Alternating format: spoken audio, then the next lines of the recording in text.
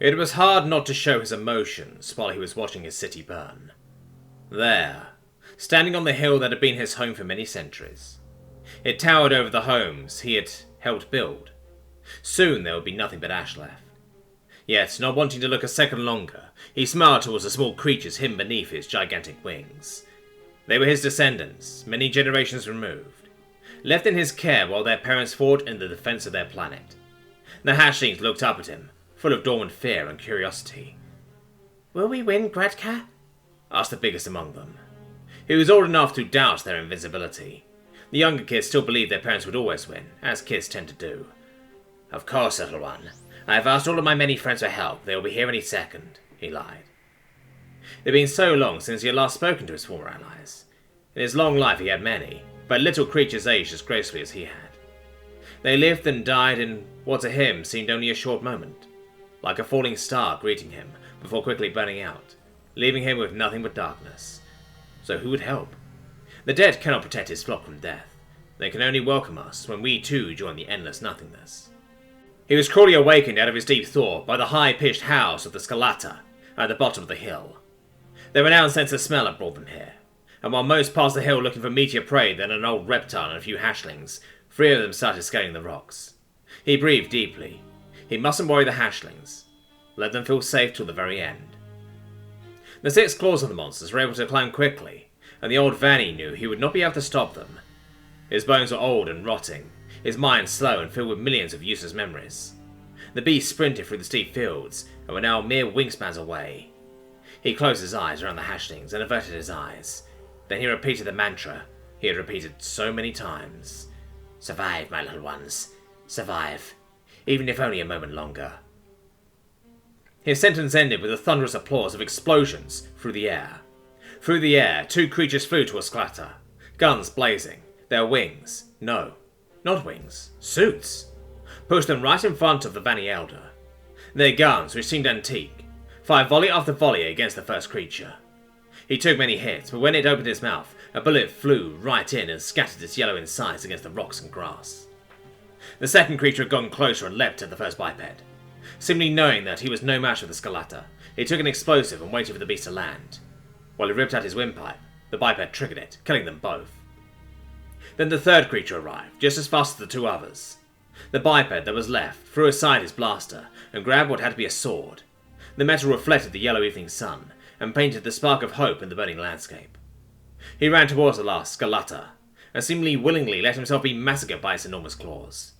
Holding the biped in front of him with his 4 front grabbers, the creature stood up and howled in victory.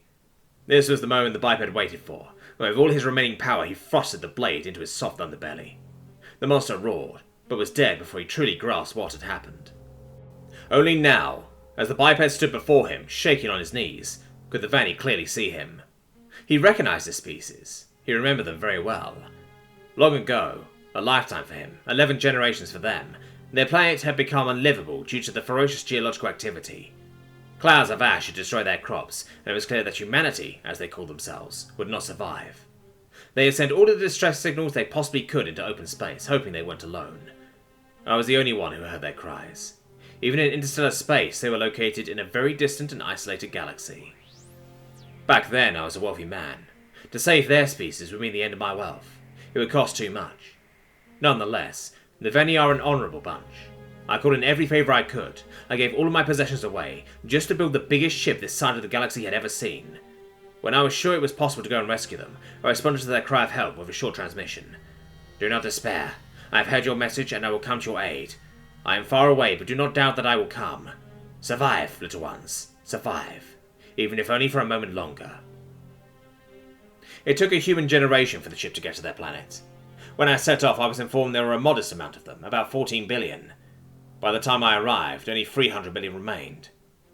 I was able to save about 126 million of them, for the majority rather died with their planet than trust an alien creature. Once they arrived on the home planet, it became apparent my planet would not sustain them, so they became a scattered species, all across the universe. They became warriors, traders, scientists, and labourers for different civilizations, never entirely united again. But before they left, their leader had come to me and proclaimed, "We are indebted to you, dear rescuer. When your cries light the night sky, we will unite once again and do what you did for us." I expected it a pleasantry. Humans die too fast.